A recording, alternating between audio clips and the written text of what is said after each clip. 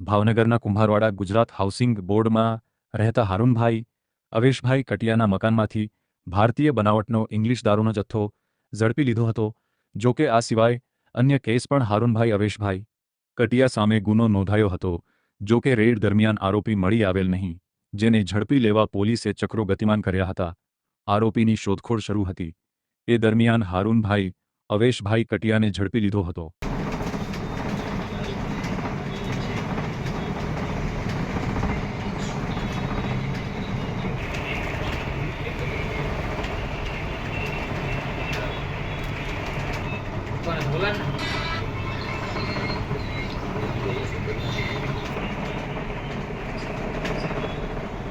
ઉધારે લઈ